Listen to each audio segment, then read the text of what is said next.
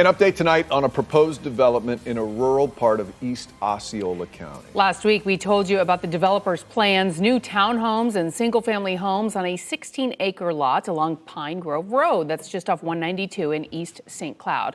News 6 anchor Justin Warmoth joins us now, all new at 5:30 with the latest on this. And Justin, we were all taken back last time you reported on this by how beautiful it is out there. It's so gorgeous. Folks who live nearby, right along Lake Lizzie right there, are concerned that this project has too much density. 97 total living units, 82 townhomes, 15 single-family homes on a 16-acre lakefront lot. That is something these neighbors are not used to. Again, it's a rural community.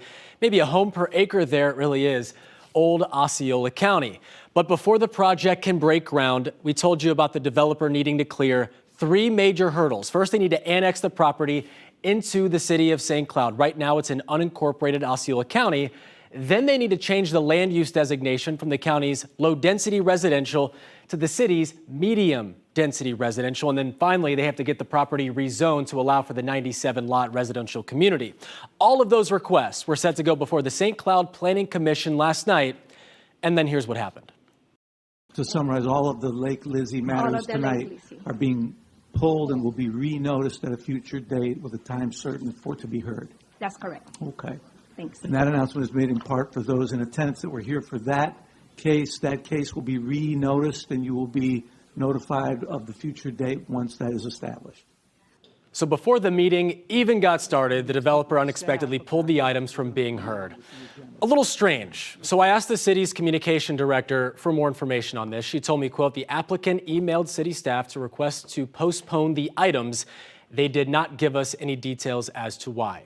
Now, my calls to the developer have not been returned. Their mailing address is in Canada, by the way. But I spoke to the homeowner I featured in my story last week. She has lived on Lake Lizzie for more than 20 years. She told me she was on her way to the Planning Commission meeting last night, prepared to speak against this project when she got the news that the items were pulled.